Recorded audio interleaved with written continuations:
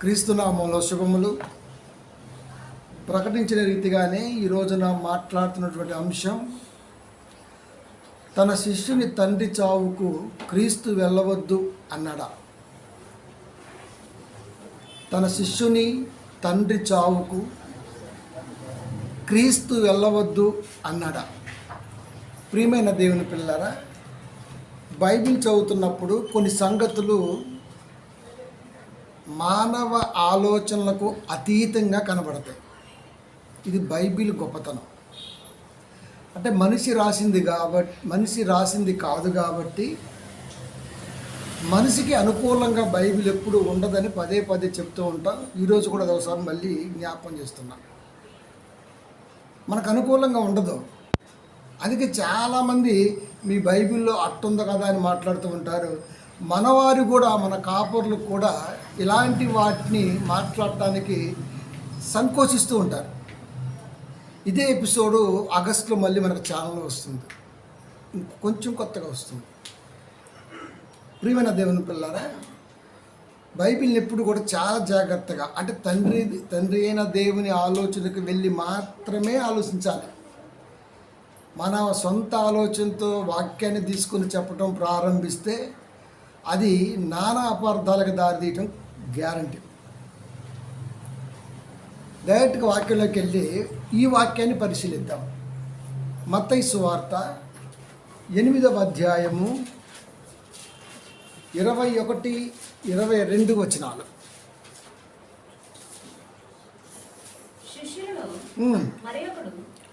శిష్యులలో మరి ఒకడు, నేను మొదట వెళ్ళి నా తండ్రిని పాతిపెట్టుటకు నాకు సెలవిమ్మని ఆయన అడుగగా, యేసు అతని చూచి నన్ను వెంబడించుము, మృతులు తమ మృతులను పాతిపెట్టుకొననిమ్మని చెప్పాను. దీన్ని చాలా జాగ్రత్తగా మనం ఆలోచించాలి. యేసుక్రీస్తు వారు సువార్త పనిలో ఉన్నారు, శిష్యులు వెంట ఉన్నారు. సువార్త పనిలో ఉన్నప్పుడు, శిష్యులు వెంటున్నప్పుడు ఒక కబురు వచ్చింది. అది యేసుక్రీస్తు వారి దగ్గరకు చేరింది. శిష్యుడు డైరెక్ట్గా అడిగాడు, అయ్యా మరి ఇట్లా తండ్రి గారు పోయారు, ఆ కార్యక్రమం చేసుకొని వచ్చి మళ్ళీ నేను జాయిన్ అవుతానని. అప్పుడు యేసుక్రీస్తు వారు అంటున్న మాట, అతని చూసి నన్ను వెంబడించుము, మృతులు తమ మృతులను పాతిపెట్టుకొననిమ్మని చెప్పాను. నన్ను వెంబడించు, మృతులు తమ మృతులను పాతిపెట్టుకొననిమ్ము. ప్రియమైన దేవుని పిల్లరా, ఈ వాక్యాన్ని చూస్తున్నప్పుడు యేసుక్రీస్తు వారు తల్లి అన్నా, తండ్రి అన్నా, కుటుంబం అన్నా విలువ లేకుండా ఉంటాడు అని చాలామంది మాట్లాడారు బైబిల్లో. కాపర్లు కాదు, బైబిలేతరులు. మీ బైబిల్లో కుటుంబం పట్ల ప్రేమే లేదన్నట్టుగా మాట్లాడారు. అర్థం చేసుకోవడానికి ప్రయత్నం చేయాలే తప్ప వీడేదో బైబిల్ చదివినట్టు, బైబిల్ ఉద్దండుడైనట్టు మాట్లాడుతూ ఉంటారు. ఈ పదం ఎందుకు మాట్లాడారన్న దాన్ని ఆలోచించాలంటే యేసుక్రీస్తు వారు ఇంతకుముందు ఏం చెప్పుంటారన్నది ఆలోచించాలి. ఇదే విషయం గురించి, ఇదే కుటుంబం గురించి, ఫ్యామిలీ ఎథిక్స్ గురించి బైబిల్ చెప్పినట్టుగా ఎవ్వరూ చెప్పరు. కుటుంబం అనేది బైబిల్తోనే ముడిపడి ఉంటుంది. దీన్ని ఇలా హోల్డ్ పెడదాం, కొంచెం ముందుకెళ్దాం, ఆలోచిద్దాం.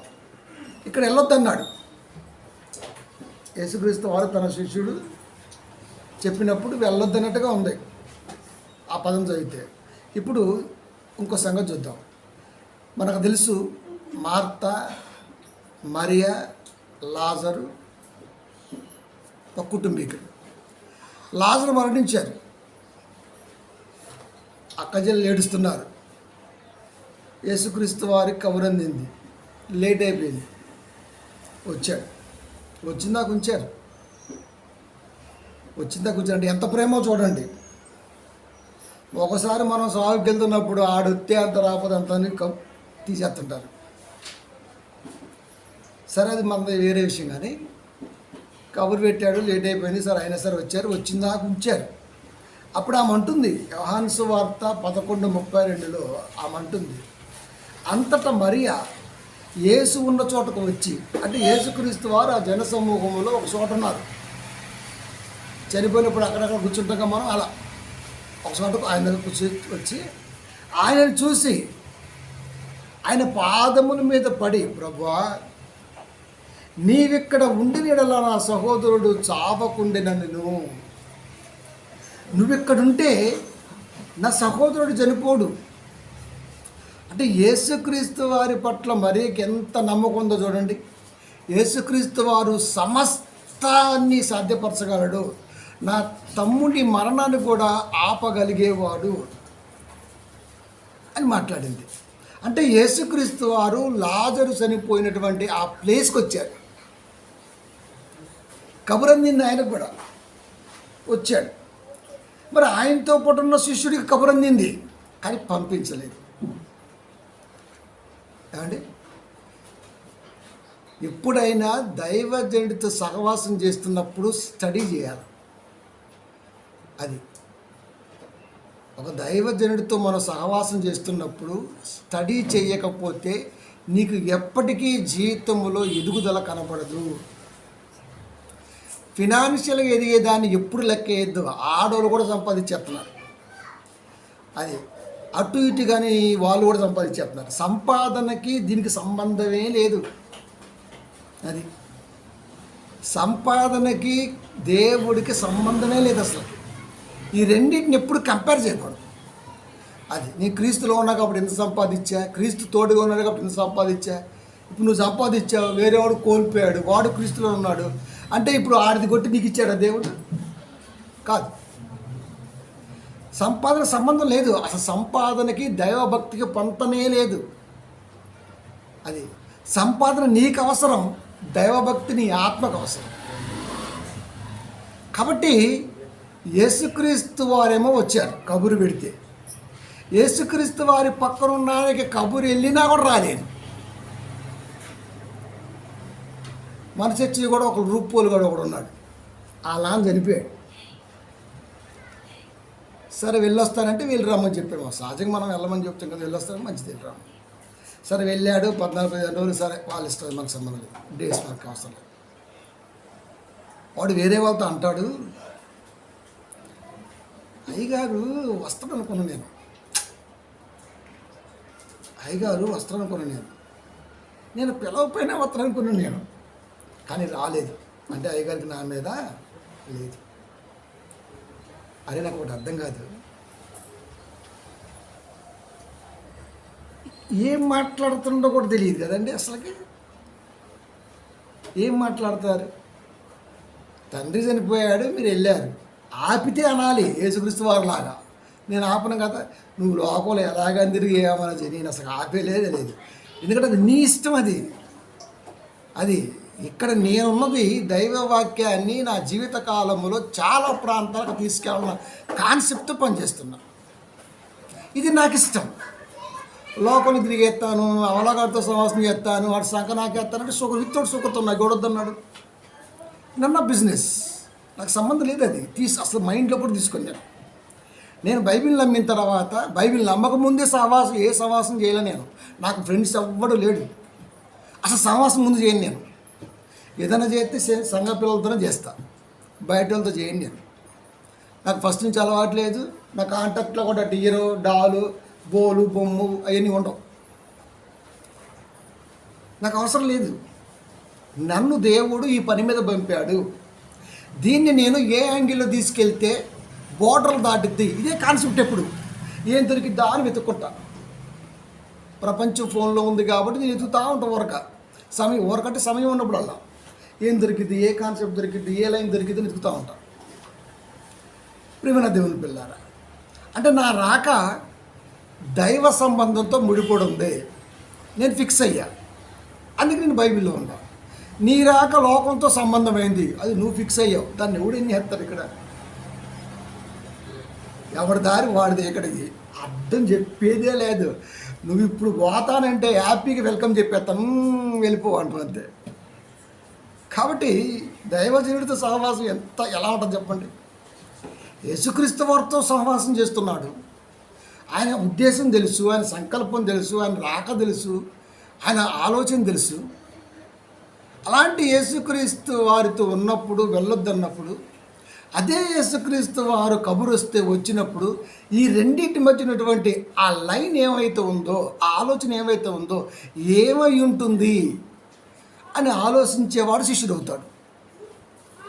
చూసావా, నేను వెళ్ళొద్దు అన్నాడు, ఆయన వెళ్ళాడు. ఎలా ఉంటుంది అది? అంటే బైబిల్ అనేది నిన్ను ఆలోచింపజేస్తుందా, లేకపోతే బైబిల్ను విమర్శించడానికి ఆలోచన చేస్తున్నావా? ఇది నీకు కావాలి. కాబట్టి మాట ఎలాగైనా అనొచ్చు, కానీ ఆ మాట అనే ముందు ఈ మాట వెనకాతల ఉద్దేశం ఏమై ఉంటుందో అని మనం ఆలోచించాలి. అది ప్రియమైన దేవుని పిల్లారా,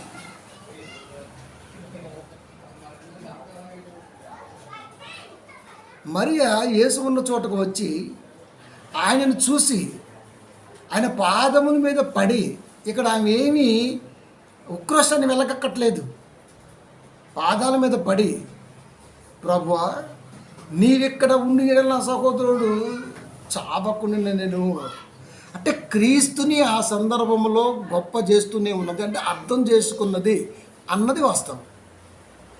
క్రీస్తు ఎందుకు రాలేదు మీకు చాలాసార్లు చెప్పిన, పోనీ ఇప్పుడు కూడా చెప్తాను. ఆనాడు ఒక ఆలోచన ఉంది, చనిపోయినప్పుడు 3వ రోజు తిరిగి లేస్తారు అని. అప్పటికే 3 అయిపోయింది, లేవలేదు. 4వ రోజులు లేపాడు. అంటే క్రీస్తు తలుసుకుంటే ఏమైనా చేయగలడు. మమ్మీస్ అంటాం కదా, ఈజిప్ట్ ప్రాంతంలో వాళ్ళకు ఒక ఆచారం ఉంది. ఇప్పటికీ కూడా ఈజిప్ట్లో సమాధుల్లో ఆయన బట్టలు, బంగారం, వజ్రాలు అని సంబంధించిన ప్రతిదీ పెద్ద పెద్ద సమాధులు ఒకటి ఉంటుంది, అవన్నీ పక్కన పెట్టి శవాన్ని పెట్టి దానికి కెమికల్స్ పూసి అలా వదిలేస్తారు.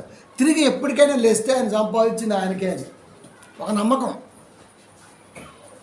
ఒక నమ్మకం ఈజిప్షియన్స్కి ఒక నమ్మకం ఉంటుంది, యూరోపియన్ ప్రజలకి. సో దాన్ని బ్రేక్ చేశాడు. దేవుడు లేపితే తప్ప మనిషి లేవడు అని చెప్పటం కొరకు ఆ నమ్మకాన్ని అక్కడ బ్రేక్ చేశాడు. అది తర్వాత మనకు అర్థమవుతుంది. అందుకని లేటుగా వచ్చాడు. అంటే వాళ్ళల్లో పేరుకుపోయినటువంటి ఆ మూఢతని తొలగించటం కొరకు క్రీస్తు లాజరు విషయంలో లేటు చేశాడు, కానీ వచ్చాడు. ఇక్కడ వచ్చాడు, అక్కడ వెళ్ళొద్దు అన్నాడు. అంటే యేసుక్రీస్తు వారు 2 నాలుకల ధోరణి ప్రదర్శించాడా, లేకపోతే ఆ శిష్యుడి మీద ఏమైనా అతనికి ఏమన్నా కోపం ఉందా? లోక సంబంధం మనం ఆలోచిస్తాం. అయ్యారండి వాళ్ళనే చూస్తారండి, మమ్మల్ని చూడండి. లోకంలో కాపురండి ఎవడు అందరినీ సమానంగా చూడాలి, అలా చూసేది మనమే. నిజం. చాలా సంఘాలు మీరు చూడండి, ఎవడైతే ఎక్కువ కానుకలు వేస్తాడో, ఎవడైతే ఎక్కువగా అయ్యగారికి అన్నం కూరలు మోస్తాడో, ఎవడైతే ఆయన కారుని గడుగుతాడో, సంకలుతాడో వాడికి ఎక్కువ ఉంటుంది. ఇప్పుడు పక్కన చర్చి కూడా ఉన్నాడు. నేను చెప్తున్నా రియల్గా, అయ్యగారు పడుకుంటే అయ్యగారు కాళ్ళు కడ్రాయర్లో పిసికి ఉతికి అక్కడికి వచ్చేటాడు. వాడు కాపరి కాదు, వాడు ఎన్నోసార్లు చెప్పిన అది. అందుకని వాడు ఎక్కువ అరుస్తూ ఉంటాడు, దున్నపోతు అరిసినట్టు. వాక్య జ్ఞానం లేనివాడు కాపురం అయితే సొమ్ము మీద ధ్యాస ఉంటుంది వాడికి. ప్రియమైన దేవుని పిల్లారా, అలాంటి వాళ్ళు బోలంతమంది ఉన్నారు. మన ఆ బాపత కాదు, అందరినీ ఈక్వల్గా చూస్తాం మనం. చిన్న పెద్ద తేడా ఉండదు మన ప్రేమలో. ఇది క్రీస్తు పంచిన ప్రేమ. కాబట్టి ఇక్కడ యేసుక్రీస్తు వారికి ఆ శిష్యుడు అంటే గిట్టుబాటు అవుదా? పోనీ ఆలోచన వాళ్ళిద్దరికి ఏమైనా తేడా వచ్చిందా? ఇలాంటి ఎన్ని రేకెత్తించవచ్చు, కానీ అవి ఏమీ కాదు. అవి ఏంటో తర్వాత చెబుతాం. కాబట్టి యేసుక్రీస్తు వారు లాజరు చనిపోయినప్పుడు కబురందితే వచ్చాడు. మత్తయి సువార్త 8:21-22లో శిష్యుడి తండ్రి చనిపోతే కబురందింది క్రీస్తు వద్దన్నాడు. ఏనైతే వచ్చాడు, మళ్ళీ వాళ్ళంట పెట్టుకుని వచ్చాడు. ఆయన మాత్రం వెళ్ళొద్దన్నాడు. మరి అప్పుడు సువార్త పనిలోనే ఉన్నాడు. సుమా, నువ్వు వచ్చి నన్ను వెంబడించుము అని చెప్పేశాడు. అంటే శవం దగ్గరికి వెళ్ళటం క్రీస్తుకి ఇష్టమే, శిష్యుని కూడా తీసుకెళ్ళాడు. అంటే శవాల దగ్గరికి చనిపోయినప్పుడు వెళ్ళటం వెళ్ళకపోవటం గురించి కాదు, కానీ వెళ్ళాలి అని దేవుడు బరాబర్ చెప్తూనే ఉన్నాడు. ఇంకో మాట తీసుకుందాం. 7:13 లూకా సువార్త. అపోస్తుడైన లూకా రాసిన సువార్త 7వ అధ్యాయము 13వ వచనము. ప్రభు ఆమెను చూసి ఆమె యందు కనికరపడి ఏడవద్దని ఆమెతో చెప్పి దగ్గరకు వచ్చి పాడెను ముట్టగా మోయుచున్న వారు నిలిసిరి. నాయినను గ్రామం, సువార్త పనిలో ఆయా గ్రామాల నిమిత్తం వెళ్తున్నాడు. నాయిను అనే గ్రామానికి ఎంటర్ అవుతున్నప్పుడు ఆ పొలిమేరలో ఎదురుగా శవం వస్తుంది. భూమి మీద మనిషి ఎదురుగా శవం వస్తే దానికి ఎదురుగా పోయిన మగాడు లేడు ఇప్పటి వరకు. తప్పించుకోకపోతాం మనం, లేదా ఆగుతాం. సత్య భయం మనకి. భయమో సెంటిమెంటో ఏమో తెలియదు, కానీ శవం ఎదురొస్తుంటే ముందుకు మనవాళ్ళు చెప్తారు ఎదురు వెళ్ళమాకంటారా అని. ఆడేముంది? ఒట్టి కలేవరమే కదా. ఆడేముంది? అక్కడ ఆత్మ లేని ప్రాణం. అదే మనిషి ఎదురొస్తే అన్నా నువ్వు ఎదురొచ్చావన్నా నిన్న భలే కలిసి వచ్చిందని నాకు అని చెబుతాడు. అది శవం ఎదురైతే ఏమైంది? ఆ టైం వచ్చింది, పోయాడు. నీకు పని ఉంది, నువ్వు పోతున్నావు అనుకోకుండా 2 క్రాస్ అయ్యాయి. ఇప్పుడు ఏం చేస్తాం దానికి? ఇది కూడా సెంటిమెంటేనా? టక్కడానికి వచ్చేస్తాం. నిజం. ప్రియమైన దేవుని పిల్లలు, ఎందుకో తెలియదు. అది భయమో, లేకపోతే మరొకటో, లేకపోతే ఆనవాయితో, లేకపోతే మరొకటో ఏం తెలీదు. ఖచ్చితంగా వెనక్కి వచ్చేస్తాం, లేదా తప్పుకుంటాం. కానీ క్రీస్తు ఎదురుగా వెళ్ళి ఏడవద్దు అని చెప్పాడు. అంతమంది ఏడుస్తున్నారు కదా, అంతమందిలో ఆమె తల్లిని ఎలా పసిగట్టాడు? దేవుడు కదండి, ఆయనకు అన్ని సాధ్యం. ఇలాంటివి మాట్లాడకూడదు. శవం చనిపోయినప్పుడు అక్క చెల్లెల ఏడుపుని గమనించండి. ఈసారి అన్నదమ్ముల ఏడుపుని గమనించండి, మిగతా వాళ్ళని గమనించండి, దగ్గరగా సంబంధించిన వారిని గమనించండి. తెలిసిపోద్ది, ఏడుపులో తేడా తెలిసిపోద్ది. అది అందుకనే చనిపోయిన వారి ఇంటికే వెళ్ళమన్నాడు దేవుడు. మరణం కాడికే వెళ్ళండి. ఎక్కడైతే మరణం ఉందో అక్కడికి వెళ్ళండి, ఆ బాడీ కాడికి వెళ్ళండి. మీకు చాలా విషయాలు తెలుస్తాయి అక్కడ. వాళ్ళు ఎవరు మాట్లాడరు కానీ చెప్తారు. మనం ఏమో ఫంక్షన్లు పోతుంటాం ఎగేసుకొని. ఫంక్షన్లో ఏముంటుంది? ఈ హైదరాబాద్లో చూస్తున్నాం మొత్తం కప్ప మాంసం, కుక్క మాంసం. మొన్నైతే ఒక డ్రమ్ములోంచి మురిగి పెట్టిన కోడి మాంసం తీశాడు. వాటికి మంచిగా ఏదో పైన స్లాస్ లాంటిది వేస్తున్నాడు. అది స్వీయమని బొంగి మంచి వాసన వస్తుంది. మనమేమో మంచి మంచి ఆర్డర్లు పెడుతుంటాం. మనం అది గలీజ్ ఫుడ్ తినడానికి హైదరాబాద్లో నెంబర్ 1 స్థానంలో ఉన్నారు జనం. నేను తిన్నబ్బా హోటల్ ఫుడ్ అస్సలకి ఎబ్బా. పార్సిల్ అంటేనే నా మనసుకి వికారం వచ్చేద్ది. ఎందుకంటే నేను రోజు చూస్తుంటా ఎలకలు పోతుంటాయి తెలుసా. ఆ కిచెన్లో ఎలకలు పోతుంటాయి, ఎలకల కాళ్ళు పెట్టుంటాయి. అదే మురికి కాళ్ళలో చెప్తుంటాయి. ఇట్లా ఆ గిన్నెలు కడిగినప్పుడు ఆ మురికి ఉంటుంది కదా, దాంట్లో చెప్తుంటాయి మొత్తం ఒళ్ళంతా మెతుకులు వేసుకొని. నేను చూస్తుంటే కదా నైట్ రోజంతా, అర్రే దేవా దీనికోసం ఇల్లు అనిపించింది. కుక్క మాంసం కలిపేస్తున్నారు. ప్రపంచంలో ఎక్కడైనా చికెన్ లెగ్ ఇంత లావు ఇంత పొడుగు ఎక్కడ ఉండదు. అది నిప్పుకోడి కానీ నీరుకోడి కానీ అసలు ఉండదు. అది ఖచ్చితంగా కుక్క పిల్లతోడ 100% చెప్తా. నిజమంటే నాకు భలే అనిపించింది. అబ్బా ఏం మనుషులురా, ఇంత దరిద్రం కనబడుతుంది. స్టాకు మురిగిపోయింది. కుక్క పిల్లలు ఈ కుక్కలన్నీ పట్టపోతారు. ఏడ పెడుతున్నారు వాళ్ళని చెప్పండి. 100 పట్టకెళ్తే మళ్ళీ వీధిలోకి 2-3 వస్తాయి చెవు కట్ చేసి, అంతే. మిగతా ఏమైపోయాయి? విజిలెన్స్ వాళ్ళు ఎన్నోసార్లు పట్టుకున్నారు. అయినా సరే వండుకోవటం బద్ధకం అయ్యో తెలియదు, లేకపోతే బయట తినాలన్నా దాన్ని ఏమంటారు చూపించుకోవటమో తెలియదు, కానీ తెగ నాకెత్తుంటారు. నాకైతే అబ్బా అస్సలకి చూడాలి. అందుకని కొన్ని విషయాలు చూడాలి. కాటేదన్లో మీరు ఒకసారి వెళ్ళి చూస్తే ఒక 73 నుంచి ఒక 90 ఫ్యాక్టరీలు ఉంటాయి. మొత్తం బిస్కెట్ ఫ్యాక్టరీలు ఉంటాయి కాటేదన్లో. కడ్రార్లు వేసుకొని ఆ పిండిని తొక్కుతుంటే ఏమేమి గారితో దాంట్లో పడిద్ది. నేను ఇప్పటివరకు బిస్కెట్ తిన్నాను. అది చూసిన కాడి నుంచి ఇప్పటివరకు బిస్కెట్ తిన్నాను. నిజం. ఎప్పుడన్నా మర్చిపోయి ఒకసారి నోట్లో పెట్టానంటే వెంటనే గుర్తొచ్చుతుంది. అంటే చూడాలి ప్రత్యక్షంగా, అప్పుడు కానీ అర్థం కాదు. కాబట్టి ప్రియమైన దేవుని పిల్లారా, శవం ఎదురుగా వస్తే తప్పుకునే లోకం ఆ శవం దగ్గర ఏడుస్తున్న తల్లిని గమనించడమే కాకుండా ఆమెకు ఒక మాట చెప్పాడు. ఆమె దగ్గరకు వచ్చి పాడెను ముట్టగా మోయిచునో నిలిచారు, ఆపారు. అమ్మా ఏడవద్దు, ఒకగానొక కొడుకు, వాడు బతుకుతాడు, టెన్షన్ పడద్దు. సరే, కార్యం జరిగిందంత అయిపోయింది. కానీ పాడికి ఎదురొచ్చాడే, అది ఈ రోజు వరకు చేయలే. అంటే ఇక్కడి కూడా శవయాత్రలో క్రీస్తు వారు ప్రేమనే కనపరిచాడు. ఎక్కడ కూడా శవాన్ని చూడొద్దని, శవానికి దూరంగా వెళ్ళమని, లేకపోతే మరొకటం లేదు. శిష్యులతోనే ఉన్నాడు మళ్ళా. కానీ ఆ సందర్భంలో మాత్రమే మృతులు తమ మృతులను పాతి పెట్టుకుందరు, మీరు వచ్చి వెంబడించండి ఎందుకు చెప్పాడు? ఇది మనకు కావాలి.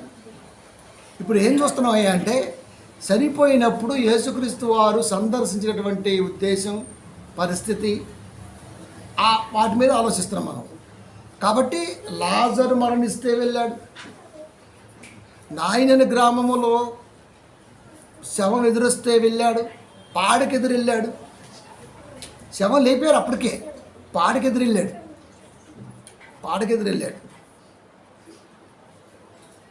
ఇంకో సందర్భం చూద్దాం. ఆదికాండము 50వ అధ్యాయము 14వ వచనము. యోసేపు తన తండ్రిని పాతి పెట్టిన తర్వాత అతడును అతని సహోదరులను అతని తండ్రిని పాతి పెట్ట వెళ్ళిన వారందరూ తిరిగి ఐగుప్తునకు వచ్చిరి, శవాన్ని సాగనంపారు. అంటే బైబిల్లో చనిపోతే వెళ్ళండి, చూడండి, సహకరించండి, సాగనంపండి అని చెబుతున్నాడు దేవుడు. కొన్ని సందర్భాలు ఉంటాయి, ఒక 2-3 సందర్భాలు. దేవాది దేవుడికి నాజీరు చేయబడ్డ వ్యక్తి శవం దగ్గరికి వెళ్ళకూడదు, పాత నిబంధన సుమా. నాజీరు చేయబడ్డటువంటి సంసోను జుట్టు కత్తిరించుకోకూడదు, అది జుట్టు కత్తిరించుకోకూడదు. అంటే దేవుడికి అర్పించుకున్నాడు. సో దేవుడికి అర్పించుకున్న వారు ఎవరైనా ఉంటే పాత నిబంధన సుమా, కొత్త నిబంధన కాదు, వాళ్ళు చనిపోయినప్పుడు అక్కడికి వెళ్ళరు. అలాగని ఇప్పుడు దైవం అనగానే దేవుడికి అర్పించుకున్నాను కాదు. వీడికి అన్నీ ఉంటాయి. వీడికి కుటుంబం ఉంటుంది, వ్యాపారం ఉంటుంది, బోళ్ళంత ఆలోచన ఉంటుంది, అన్నీ ఉంటాయి. కానీ అక్కడ ఏమి ఉండవు. సింగిల్గా దేవుడికి అర్పించుకుంటాడు బ్రహ్మచారి. వాళ్ళని సెయింట్స్ అంటాం కదా మనం. అందుకే పౌలు గారు దేవుడికి అర్పించుకున్నాడు. అందుకే ఆయనకి భార్య పిల్ల కుటుంబం అంటూ ఏమి లేదు. ఆయన నాజీరు చేయబడ్డాడు. అయినా సరే ఆయన కొత్త నిబంధనలు ఇలాంటివి ఏం చెప్పలే. ఆయన పాత నిబంధన కాలంలో నాజీరు చేయబడ్డప్పుడు శవం కాడికి వెళ్ళరు, అది శవం కాడికి వెళ్ళరు. కాబట్టి ఇది మనసులో పెట్టుకోండి. ఇప్పుడు యేసోబు తన తండ్రిని పాతి పెట్టిన తర్వాత, యేసోబు గారి తండ్రి యాకోబు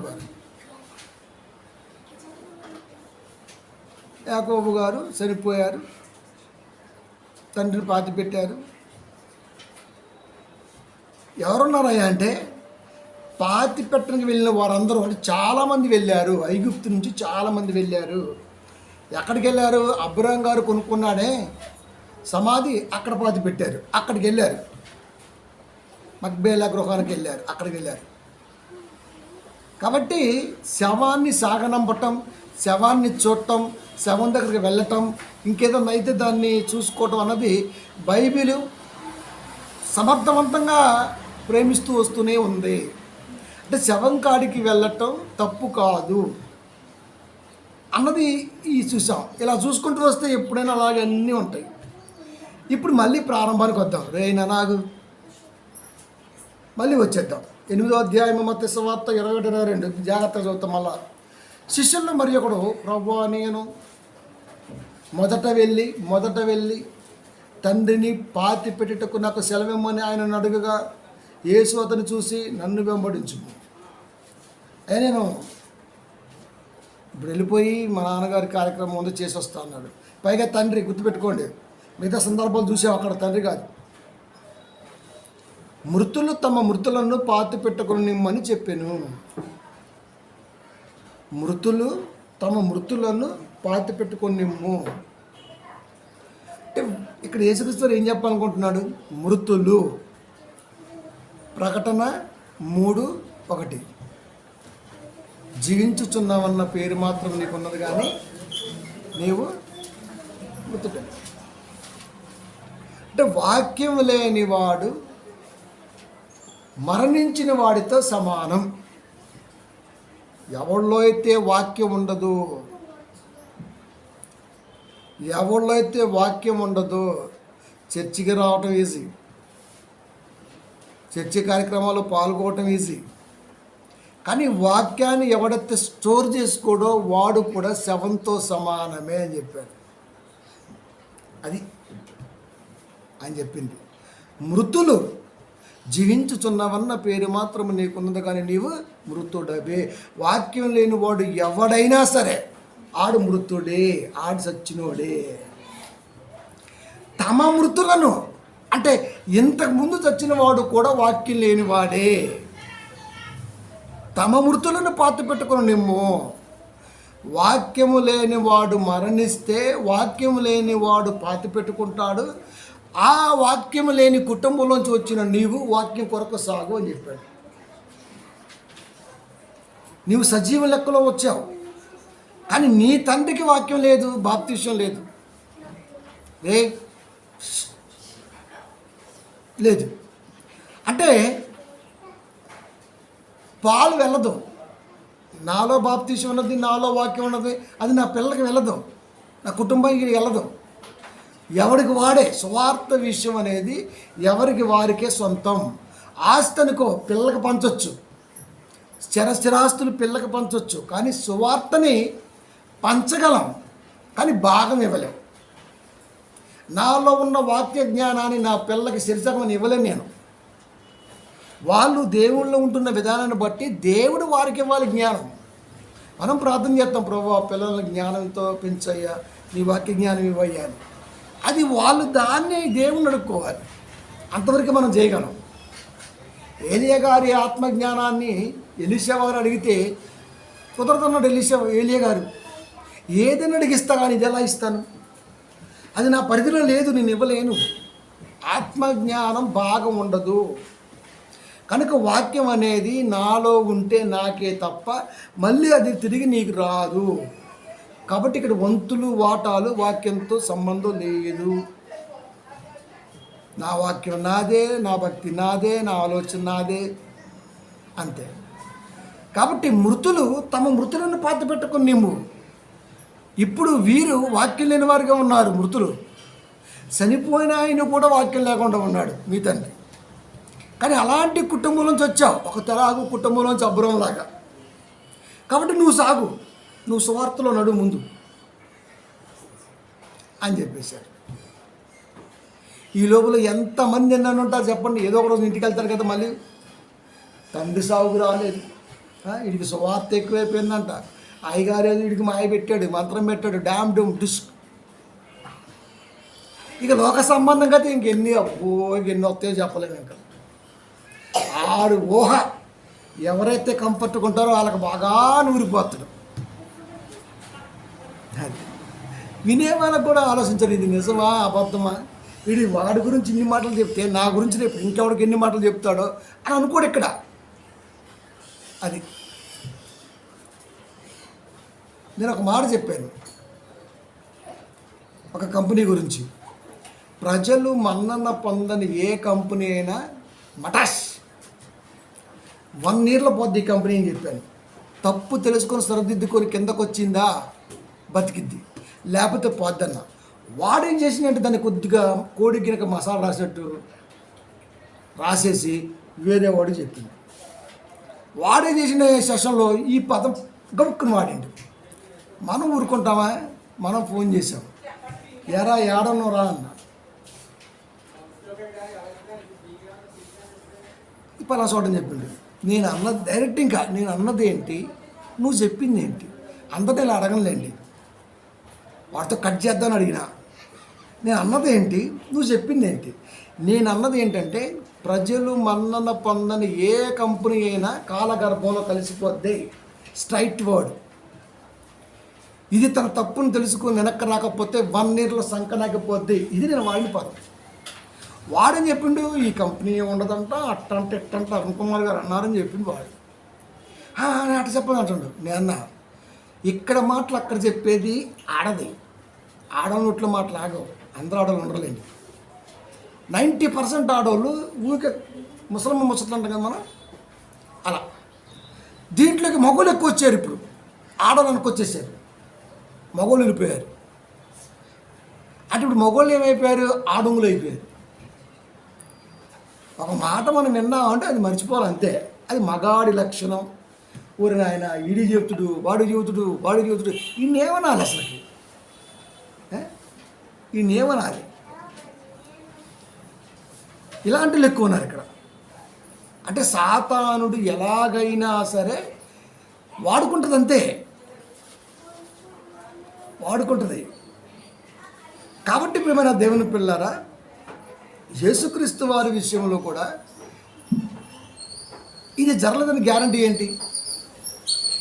ఇంటికి వచ్చిన తర్వాత ఎంతమంది నిన్ననుంటారు చెప్పండి? ఎంతమంది? అమ్మగారు నాన్న చనిపోతే ఆమెను పంపిలా, అంతేకాదు మా నాయన చనిపోయినా తీసుకెళ్ళాలి, మా సిస్టర్ చనిపోతే తీసుకెళ్ళాలి. అంటే సమయం అనుకూలతను బట్టి నేను మూవింగ్ ఇస్తాను. ఈ సమయంలో మూవింగ్ పర్ఫెక్ట్గా ఫ్యామిలీకి ఉంటుందా ఉండదా? ఉంటే తీసుకెళ్తా, ఉండదు అనుకుంటే తీసుకెళ్ళను. ఇక్కడ పరిస్థితి నాకు తెలుసు, ఇక్కడ కుటుంబ విషయాలు నాకు తెలుసు, ఇక్కడ ఉండే పరిస్థితుల్లో నేను ఉంటున్నా. కానీ వాళ్ళకి అట్ట కాదు. చూసినా కూతురుని దూరం చేసిండు, ఆయనకు మనసులో ఇంతకుముందు ఏముందో. నేనేమైనా ఫ్యాక్షన్ ఇచ్చినా మనసులో పెట్టుకోవడానికి? నాకు సువార్తను ఆలోచించడానికే టైం చాలదు. ఇక ఇలాంటి చెత్తంతా ఎందుకు పెట్టుకోను. కరుచుకోవటం, కబులించుకోవటం ఇలాంటివి చేయండి నేను. ఎన్ని అన్నారో ప్రియమైన దేవుని పిల్లారు, అన్ని ఆశీర్వాదాలు. మళ్ళీ వెళ్ళానుకో, మళ్ళీ అందరూ పిల్లి ఆడి ఫేస్ అన్న కనపడుతుంటారు, వాడు ఎన్ని అన్నాడో ముఖ కవలిక. కానీ పట్టించుకొని నేను ఏదన్నంటే డైరెక్ట్గాను తండ్రి చచ్చిపోతే ఎందుకు పంపిదయ్యానని ఎంత బాగుంటుంది. జనాలు అంటారండి, మళ్ళా చెప్తున్నా. కానీ దేవుడు మన మీద చాలా ఆశ పెట్టుకున్నాడు. వీడిని పట్టుకుంటే సువార్త కొరకు దేన్నైనా సరే వీడు భరిస్తాడు. నా నామమును భరించుటకు అతడు సాధనంగా ఉన్నాడు అని చెప్పేసాడు. అంతే. సౌలు ఎంత నమ్మకం అండి. సౌలుగా ఉన్నప్పుడు ఏమన్నాడు? అననయ్యను అట్లాంటి ఇట్లాంటి అనకు. అతడు రాజుల ఎదుట, పెద్దల ఎదుట, మనుషుల ఎదుట నామాన్ని భరిస్తాడు. అంటే క్రీస్తు వారితో వెంబడిస్తుంటే సువార్త ఆలోచనే ముందుంటుంది. ప్రథమ అన్న పదం వాడాడు అక్కడ చూడండి. ప్రథమ అనే పదం వాడాడు అక్కడ. మొదట వెళ్ళి సువార్తకి మొదటి స్థానం. అది సువార్తకి మొదటి స్థానం. కనుక దేవుల్లో ఉన్నటువంటి వాడికి, దేవుణ్ణి నమ్మినటువంటి వాడికి స్వార్థ విషయాల్లో దీన్ని ఎలాగైనా సరే ముందుకు తీసుకెళ్ళిన ఆలోచనలో మిగతా ఏం టచ్ అయినా సరే అది సెకండరీగానో థర్డ్గానో చూపిస్తాడే తప్ప ఫ్రంట్లో పెట్టి మాత్రం వెళ్ళడు. నేను అస్సలుగా వెళ్ళను. అది నిజం. ఫిక్స్ అయిపోతారు అంతే.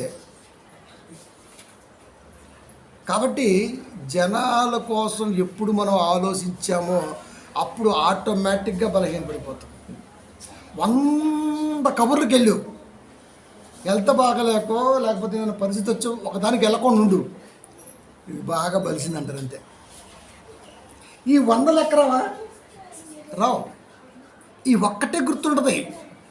అంటే ఎక్కడ దొరుకుతాడా అని చూస్తారు. నేనైతే ఖచ్చితంగా అవకాశం వాళ్ళకి కల్పిస్తూనే ఉంటాను. మా మేనల్లుడి పెళ్ళయింది, నాకు చాలా ఇంపార్టెంట్ వర్క్ ఉంది. ఇప్పుడు చెప్పాలా? లెటర్ రాసి వాట్సాప్లో నాకు సో అండ్ సో వర్క్ ఉంది కాబట్టి నేను రాలేకపోతున్నాను ప్రియ సహోదరి అని రాయాలా? మొన్న వెళ్ళాను, మరి 2-3 నెలలు వెళ్ళాను. అప్పుడు చాలా విషయాలు మాట్లాడుకున్నాం. ఇదమ్మా అవునన్నా నేను అనుకున్నానన్నా, సరే తన మనసులో ఏమన్నా నాకు సంబంధం లేదు, కానీ నా ఎదురుకన్న మాట ఏంటి తెలుసా, అవునన్నా నేను అనుకున్నా అన్న, అన్నకు ఏదో బలమైన పని ఉంటే తప్ప ఆగడని, అంతే అయిపోయాయి. ఏదైనా అంతే, ఫస్ట్ నుంచి ఇంతే. అది ఒక వ్యక్తి మన్నల కోసం ఎప్పుడు నేను ప్రాకులాడను, ఒక వ్యక్తి ఇచ్చే మార్పు నేను ఎప్పుడు స్వీకరించను. అది కాబట్టి ప్రియమైన దేవుని పిల్లరా, క్రీస్తు వారు ఎందుకు వెళ్ళొద్దన్నాడయ్యా అంటే, సువార్త అనేది ప్రథమంగా నీ మనసులో నిలబడాలి అన్నదాని ఆలోచన. ఇది కూడా ఎట్టండి, ఇది కూడా ఎట్టండి, ఇది కూడా ఎట్టండి, తండ్రి పోతే మళ్ళీ కనబడతాడా? బతుకున్నప్పుడు ఎన్నిసార్లు చూసాం?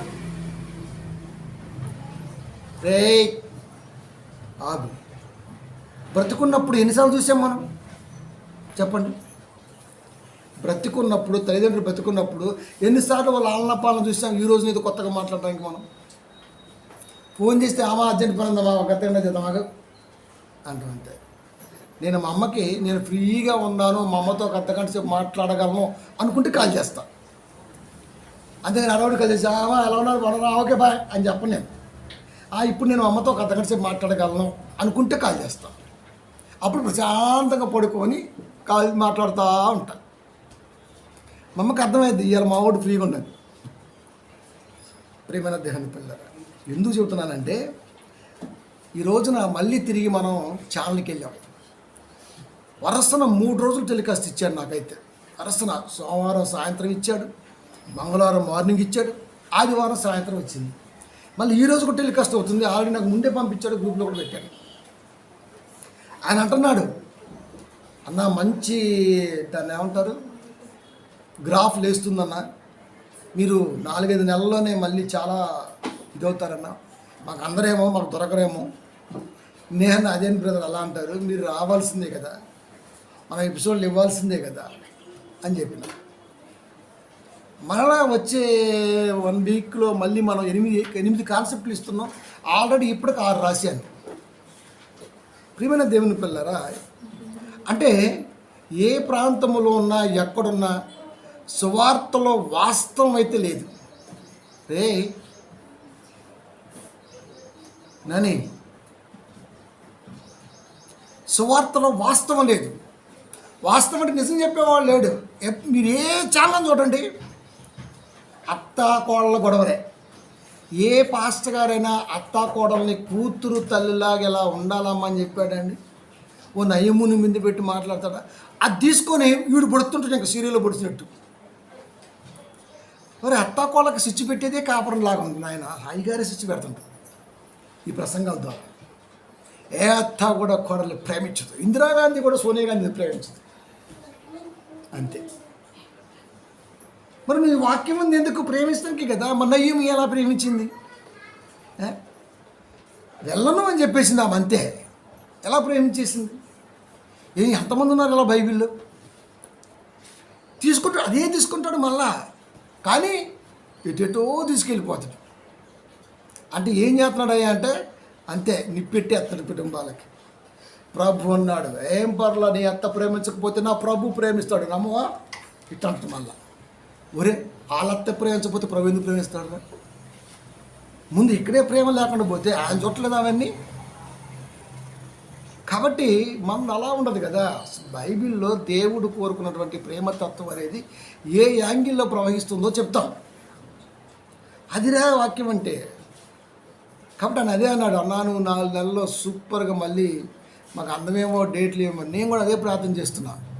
అది అనేక ప్రాంతాల్లో రక్షణ టీవీ టాప్లో లేచిపోయింది, టపక్కన పడిపోయింది. కరోనా వచ్చింది, కొలాప్స్ అయిపోయింది. మరలా అనుకోని రీతిలో ఏ రోజు మీకు చెప్పలేదు మళ్ళీ నేను ఛానల్కి వెళ్తా ఇది అని. కానీ ఆ దేవుడు మరలా మనకిచ్చి ఆగస్టులో క్యాలెండర్లో అదే వాగ్దానం చూడండి. నాకు అదే అనిపించింది, అబ్బా ఎంత గొప్ప ధన్యత. జూలై క్యాలెండర్లో అదే ఉంటుంది, పేజ్ తిప్పేస్తే మీకు పైన వచ్చే రెఫరెన్స్ అదే ఉంటుంది. అంటే ఏదైనా సరే దైవ నిర్ణయంతో ముడిపడి ఉంటుంది. నిన్ను ఎలా వాడుకోవాలో దేవుడు వాడుకుంటాడు, వాక్యాన్ని బట్టి, నీ ఆసక్తిని బట్టి. కాబట్టి ఇక్కడ వాక్యం కొరకు వెళ్తున్నప్పుడు ఏ బంధమైనా ఏదైనా నీ కాళ్ళకి సంకెళ్ళు వేస్తే నువ్వు ఏం చేస్తావు? అంత బలం కావాలి కనుకనే మృతులు తమ మృతులను పాతి పెట్టుకుందరు, నువ్వు వచ్చి నన్ను వెంబడించు అన్నాడు. అంటే సువార్తలో ఎదిగించటం కొరక మాట అన్నాడు. అలాగని వెళ్ళొద్దని కాదు, అక్కడ వెళ్ళడానికి వీళ్ళే అంటలు. అక్కడ మృతులు తమ మృతులను పాతి పెట్టుకుని అది వెంటనే నన్ను వెంబడించుము, మృతులు తమ మృతులను పాదపెట్టుకునేము. ఇలాగైతే ఎలాగండి? ఇది బైబిల్ సరే ఏదైనా కానివ్వండి. సరే ఆయన క్రీస్తు వారు ఉంటే ఆయన బలపడిపోతాడు, ఆయన గొప్పడైపోతాడు, ఒకసారి ఎదుగుతామా ఏంటి? ఇలాంటి ఎన్నైనా మాట్లాడచ్చు. అయితే ఒకటి అడుగుతా, ప్రపంచం ఆన్సర్ చెప్పాలి. ఏంటంటే ఎక్కడికో పోవద్దు. మిలిటరీ వాళ్ళు ఉన్నారు. ఈ మిలిటరీలో ఉన్నప్పుడు కుటుంబంలో ఎవరికైనా ఏదైనా జరిగి వాళ్ళు కాలం చెల్లితే కబురు చెప్పరు. అత్యవసర దేశ భద్రతలో నిమగ్నమై ఉన్నాడు అతను. అది ఎమర్జెన్సీ నడుస్తుంది, కబురు పెట్టరు, తెలియపరచరు. అంతా అయిపోయినాక సిద్ధమైనాక అది నెల కానీ 2 నెలలు కానీ 3 కానీ సంవత్సరం కానీ ఎప్పుడైనా కానీ అప్పుడు చెప్తారు చిన్నగా, నువ్వు ఒక్క 15 రోజులు, ఒక నెల రోజులు లీవ్ తీసుకు, ఇప్పుడు ఎమర్జెన్సీ లేదు, అంతా సెట్ అయిపోయింది, దేశాలు అంతా కూల్గా ఉన్నాయి. ఎందుకు సార్ ఇప్పుడు? లేదు వెళ్ళిరాపు. అప్పుడు చెప్పరు. అప్పుడు అతనికి అర్థమైపోద్ది, క్యాచ్ చేస్తారు. మిలిటరీ వాడు కదా, క్యాచ్ చేస్తారు. ఏదో జరిగింది నా ఫ్యామిలీలో, రైట్. కానీ వస్తాడు, అప్పుడు చెప్తాడు, ఎమర్జెన్సీలో ఉన్నాను, రాలేకపోయాను. అది రూలు. మనం రాసుకున్న రాజ్యాంగ రూల్ని ఇంత స్ట్రిక్ట్గా ఫాలో అవుతుంటే, ఆత్మకు సంబంధించిన రూల్ అది, దాన్ని ఎంత స్ట్రిక్ట్గా ఫాలో అవ్వాలండి? మిలిటరీలో ఉంటే తెలిసిద్ది ఎవరికైనా ఆ బరువు బాధ్యత. మనమే మతం చూసి ఎప్పుడు చూసి మురిక్కాల పక్కన ఉంటాం. మనకేం అర్థమైంది? మురిక్కాలం అంటే లోక బాంధవ్యాలు మొత్తం మురికితో మనం కంపు కొట్టేట్లా. ఏ ఫ్యామిలీతో సహవాసం సంతోషం వస్తుందో చెప్పండి? అంత ఎక్స్పైర్డే. ప్రియమైన దేవుని పిల్లరా, క్రీస్తు ఉన్నాం అనుకోండి, ఎంత బాగుంటుంది చెప్పండి. అందుకే చెప్పాడు. కాబట్టి మిలిటరీ వ్యవస్థ తప్పు పట్టడానికి లేదు. ఎవరైనా కాకుల్లాగా గద్దల్లాగా పొడుతారండి? ఎంత మిలిటరీ అయితే మాత్రం, ఎంత దేశం అయితే మాత్రం కుటుంబాల కంటే ఎక్కువ నీకు అంటారా? ఇప్పుడు ఏమంటారు? నువ్వు అంత కష్టపడుతున్నావు కాబట్టి నయ్యా మేము ఇక్కడ హ్యాపీగా బయట మనసు చేసుకొని అలా పడుకుంటున్నాం చెప్తారు. ఇక్కడేమో ఇలా మాట్లాడతారు, ఇక్కడేమో స్వార్థ విషయానికి వస్తేనేమో ఇలా మాట్లాడతారు. అంటే 2 నాలుకల ద్వంద్వ వైఖరి. అందుకే యేసుక్రీస్తు వారు క్రైస్తవుని సైనికుడితో పోల్చాడు. అది క్రిస్టియన్ సోల్జర్. క్రైస్తవుడు అనేవాడు సైనికులు అంటాడు. ఆ సైనిక ఆలోచన మనలో లేదా? మనకు ఊకే బాంధవ్యాలు అవి ఎవరు? ఒంటరిగా ఉన్న నీకు జతపరిచాడు దేవుడు, జతగా ఉన్న మీకు పిల్లల్నిచ్చాడు, ఒక కుటుంబాన్ని ఇచ్చాడు, ప్రేమించాడు, ప్రేమను పంచుతున్నాడు. ఇవన్నీ దేవుడి యొక్క కంట్రోల్లో ఉన్నాయి. మరి వాక్యం ఏది? ఇది ఎప్పుడు అర్థమైంది అంటే, వాక్యం అనేది 100% హార్ట్లో కూర్చున్నప్పుడు అర్థమవుతుంది, లేకపోతే అర్థం కాదు. నాకు భార్యని ఇచ్చిన, పిల్లల్ని ఇచ్చిన, బంధువర్గాన్ని ఇచ్చిన, ఆత్మీయులు ఇచ్చిన, ఇవన్నీ ఎందుకు ఇచ్చాడయ్యా దేవుడయ్యా అంటే, ఇది ఉంది కాబట్టి ఇచ్చాడు. అవన్నీ ఇచ్చింది ఆయనే. కాబట్టి దీంట్లో మనం ఉంటే అవన్నీ కూడా సేఫ్గా ఉంటాయి. అది అక్కడ చెప్పాలనుకున్నాడు. కాబట్టి మిలిటరీ వ్యవస్థ అనేది ప్రపంచానికి ఆదర్శమైనప్పుడు, క్రైస్తవ వ్యవస్థ అనేది ఇప్పుడు దేని చూసి నేర్చుకోవాలి? మిలిటరీని చూసి నేర్చుకోవాలా? కాబట్టి స్వార్థ పనిలో ఉన్న నీవు దేవుని రాజ్య స్థాపనకు మొదటి స్థానం ఇవ్వాలి. సువార్త ఎన్ని పనులైనా ఉన్నాయి, సువార్తకి మొదటి స్థానం ఇవ్వాలి. మా నాన్న చనిపోతే అదే సాయంత్రం వచ్చి శుక్రవారం వాక్యం చెప్పాను నేను. జోరును వాన 5 గంటలకల్లా అయిపోయింది. ఎవరు చెప్పకూడదు కదా, అంతే. బుల్లెట్ స్టార్ట్ చేశాను, కరెక్ట్గా కోడితే హైదరాబాద్ వచ్చేసింది. డైరెక్ట్ చర్చికి వచ్చాను, వాక్యం చెప్పాను. ఏమైందండి? కాబట్టి ప్రియమైన దేవుని పిల్లారా, అలా అందరూ చేయాలని చెప్పట్లేదు, కానీ కొన్ని ఆలోచనలు అలా ఉంటాయి అన్నమాట. కాబట్టి శవంతో పాటు ప్రయాణించటం, శవాన్ని చూడటం, సావుకాడికి వెళ్ళటం, బైబిలు ఆ సావుకిచ్చే గౌరవం, అది సావుకిచ్చే గౌరవం, అది బైబిల్, అది బైబిలే నేర్పింది. కాబట్టి ప్రియమైన దేవుని పిల్లారా, సువార్త పనులు ఎవరైతే నిమగ్నమై ఉంటారో వారికి చెబుతున్నాడు, అందరికి కాదు. అది వారు చెబుతున్నాడు, నాయన ఫస్ట్ దీన్ని మనసులో పెట్టుకో, అనుకూలత ఉంటే వెళ్ళు, కుదరకపోతే ఆగు అన్న ఆలోచన తీసుకొచ్చాడు. అందుకే ఆ మాట అక్కడ చెప్పాడు. అన్న ఆయన లాజరు కాడికి కానీ, లేకపోతే నైనైన గ్రామంలో విధరాలు కొడుకు కుమారుడు దగ్గర కానీ, ఇంకా అనేక సార్లకు అలా వెళ్తూ తీసుకెళ్ళిపోయాడు. వాళ్ళకి అర్థమైపోయింది సువార్త ప్రాముఖ్యత. కనుక మృతదేహాన్ని చూడటానికి బైబిల్ ఎప్పుడు కూడా సంసిద్ధత వ్యక్తం చేస్తూనే ఉంటుంది, వెళ్ళొద్దని చెప్పదు. మార్కు సువార్త 15వ అధ్యాయము 43వ వచనము, కనుక సాయంకాలమైనప్పుడు అరిమతయి యోసేపు తెగించి పిలాతునొద్దకు వెళ్ళి యేసు దేహము తనకిమ్మని అడిగాను. అతడు ఘనత వహించిన యొక్క సభ్యుడై దేవుని రాజ్యము కొరకు ఎదురు చూసువాడు. అరిమతయి యోసేపు యేసుక్రీస్తుతో చనిపోతే తెగించి అంటే అర్థం ఏంటి? పిలాతుతో మాట్లాడితే ఏ క్షణం ఏమైద్దో, పైగా ఇతను నిందితుడిగా ముద్దాయిగా అక్కడున్నాడు. అలాంటి వ్యక్తి యొక్క బాడీని అడిగితే ఇతన్ని కూడా టెర్రరిస్ట్ లెక్కలోకి వేసుకుంటారు. ఎన్నేను అనుకున్నాడు, తెగించాడు. యేసుక్రీస్తు వారి బాడీ నాకు కావాలన్నాడు అంతే. యేసుక్రీస్తు వారు ఎంత గొప్పడు కాకపోతే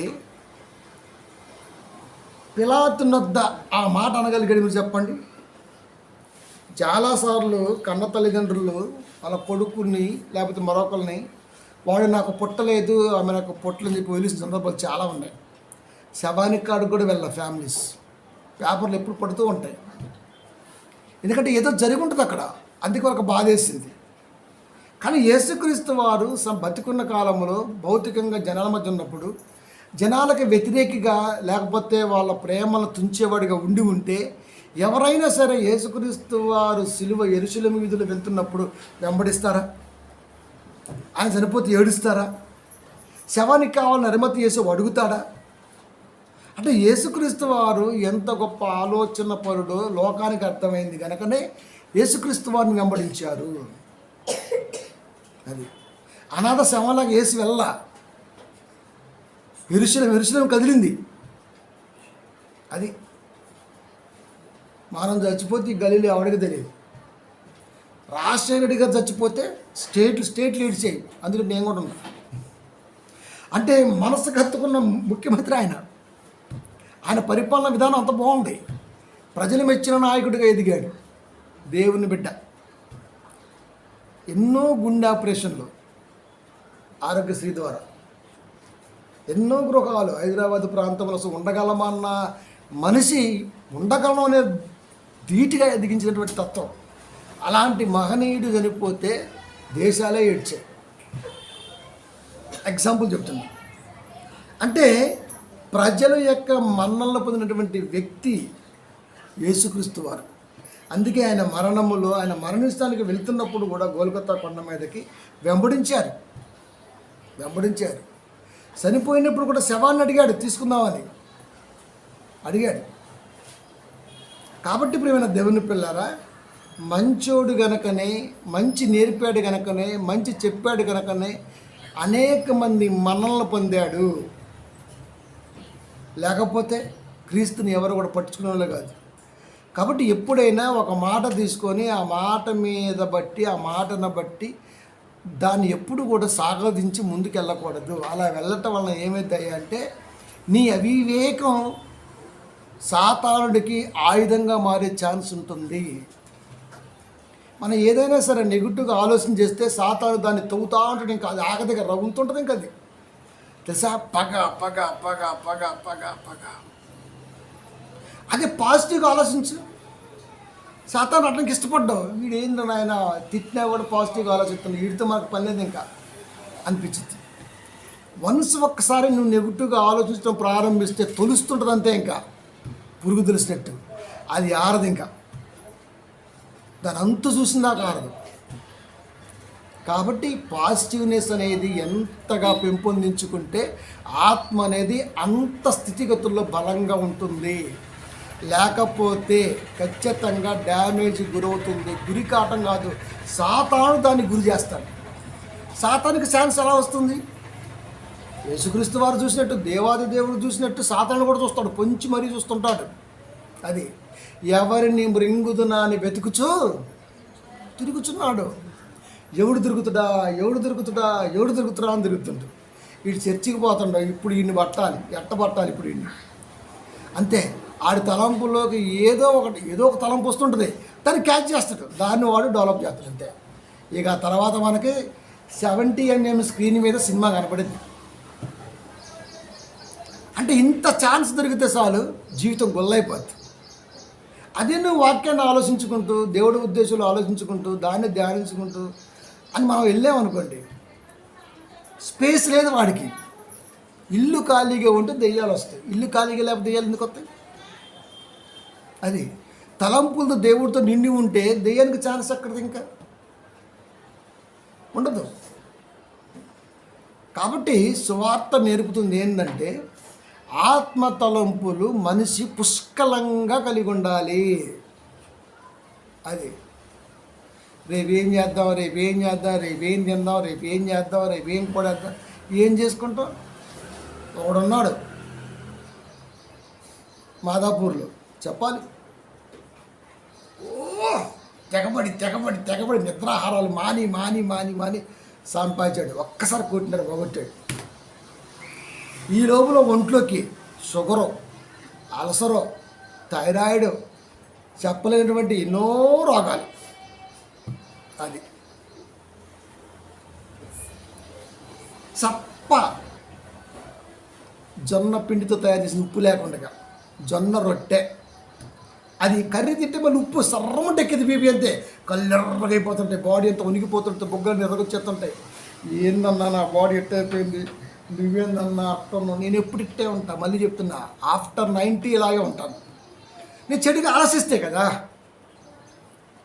నాకు టైం కూడా లేదని చెప్తున్నా కదా. ఇప్పుడు ఇంకా లేదు, పోయిన కాంచి ఏదో ఒక కాన్సెప్ట్ రాయాలి, దీన్ని ఇలా ఎందుకు మాట్లాడాలి, ఇలా రాయొచ్చు కదా, ఇదే ఆలోచన ఉంటుంది. మళ్ళీ మళ్ళీ ఉరుకుంది, అది చేయాలి, ఇది ఉరుకుంది, ఇది చేయాలి, మళ్ళీ కాన్సెప్ట్ రెడీ అవ్వాలి. మళ్ళీ రేపు పొద్దున పాటు షూటింగ్కి వస్తే మళ్ళీ ఫేస్ మళ్ళీ కరెక్ట్గా ఉండాలి. మొత్తం ఎట్లా పోయింది అనుకో, మళ్ళీ వాడే ఉండడం, అది కష్టం. అది కాబట్టి ప్రిపేర్ దేవుని పిల్లలు, ఇన్ని ఆలోచనలు ఉంటాయి మనకి. అది ఇప్పుడు చూడు, ఇంకా సాయంత్రం 6 అయిందంటే ఎన్ని ఫోన్లు చూసినా లేవాడు ఇంకా. అది అలసిపోయి సొలసిపోయి తింటే అరగక, స్వీటు పడదా, హాటు పడదా, ఏది పడదా, ఎట్లా ఇంకెందుకు ఆ బతుకు మీరు చెప్పండి. క్రీస్తులో పోగొట్టుకున్నావా నువ్వేమన్నా? సువార్తకి వెళ్ళి ఆకలి దప్పులు లేక అల్లాడిపోయి ఇలా అయిందమ్మా అని ఏమైనా ఉందా? ఇవాళ కాపరికే ముందు పోబెడతారు మన వాళ్ళు సంఘానికంటే, అయ్యగారికి మరీ చీకటికలు తీసుకెళ్ళి మరీ పెడతారు అన్నాం. మొన్న వెళ్ళాము ఒక చోటకి, అయ్యగారు అందరికీ భోజనం పెడతాను, నన్ను మీరు అయ్యగారు, నేను అయ్యగారు పక్కన కూర్చొని తిన్నాం. నేను తిన్నా అట్లా, నేను జనాలు తింటా అని తిన్నా. తెక్కల పళ్ళు మొన్న స్పెషల్ చైర్ ఎందుకు, జనాల్లో కూర్చోవటం ఎందుకు, ఈ హెచ్చులు ఎందుకు, అసలు అవి చూస్తుంటే నాకు అనిపించింది దెయ్యాలు తింటుంది అన్నీ, నాకు ఆ విషయం కనపడుతుంటుంది, మొత్తం దెయ్యాలే ఉన్నాయి ఆడ. జనాల్లో కూర్చొని తింటే నేను మంచిగా నిలబడి జనాల్లో కూర్చొని మాట్లాడుకుంటూ తిరుక్కుంటూ తిన్నా. ఎట్టనే డిఫరెంట్ మనిషి, చాలా తేడా కాదురా, ఇదే కరెక్ట్. అది కూర్చునేంత గొప్పోడా అండి వీడు, కూర్చునేంత గొప్పోడా? క్రీస్తు ఏం చెప్పారు తెలుసా?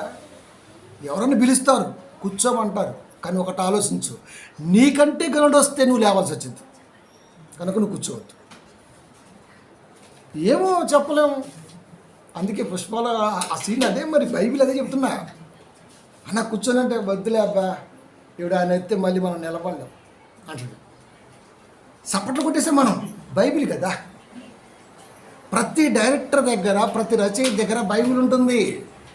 పుష్ప సినిమా మీరు చూస్తే 80% పైన బైబిల్ ఉంటుంది. సినిమాటిక్ మీద ఉంటుంది. అది 80% ఉంటుంది. తగ్గేదలే అబ్దస డైలాగు పౌల్ గారిది, పుష్పది కాదు అది. కాబట్టి మనం సినిమా అలా చూస్తుంటాం. నేనేమో అమ్మగారు ఉంటాను, ఈ డైలాగ్ ఖచ్చితంగా బైబిల్లో దైవం అంటే సినిమాటిక్గా రాస్తాడు. అందుకే అంత కొత్త కొత్త పదాలు వస్తుంటాయి వాళ్ళకి. ఏమైనా దేవుని పిల్లారు కాబట్టి మనకి ఎందుకు లేకపోతే మనం కూర్చోలేము. అది ఏమో చెప్పలేము.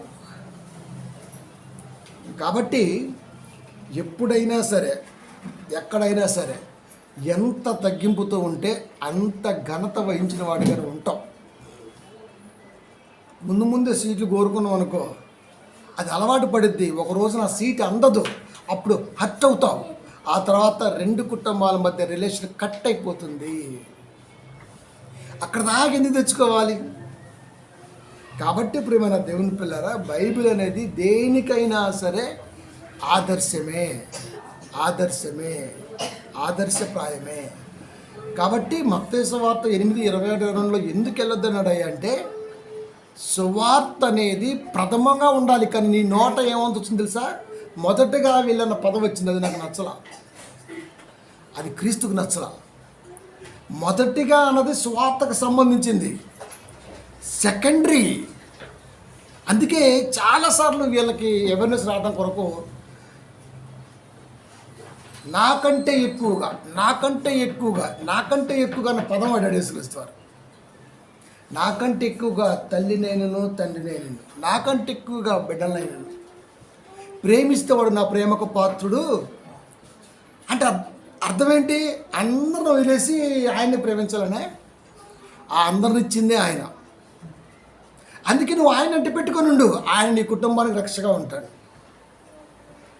అది అందుకు వాడాడు. అంటే అంత గొప్పగా ఎదగాలన్న పదం వాడాడు అక్కడ.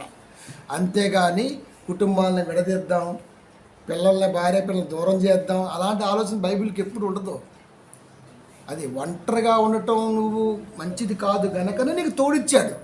అక్కడ ఆయన ప్రేమ తెలిసిపోవాలి. నీకు ఒక కుటుంబాన్ని ఇచ్చాడు, అది తోడిచ్చాడు, కుటుంబాన్ని ఇచ్చాడు, కుటుంబీకుల్ని ఇచ్చాడు.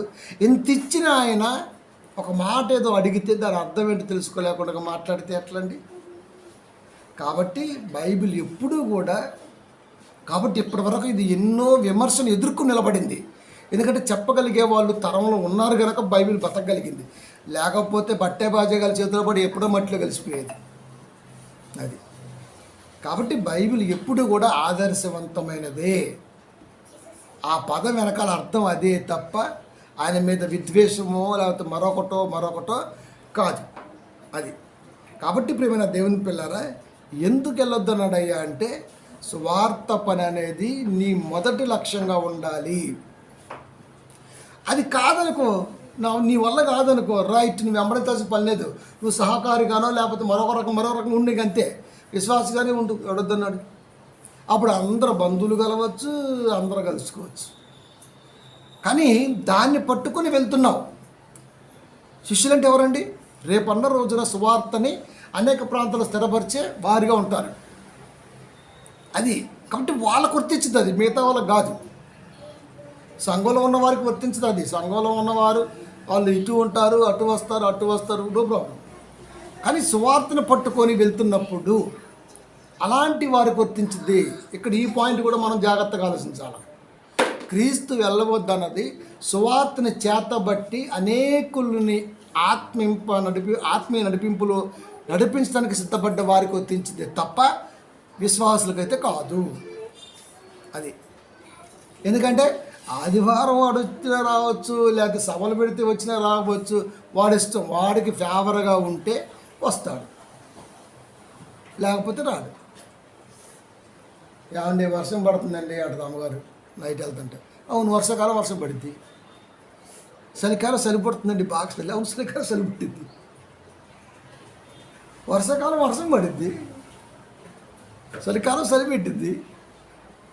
మనం అనుకున్నప్పుడు పని చేయాలా వద్దా? పనికి వెళ్ళాలా వద్దా? చేయాలి కదా. వాన పడితే శినుకులు పడితే ఎలవా మొలకెత్తుతావా?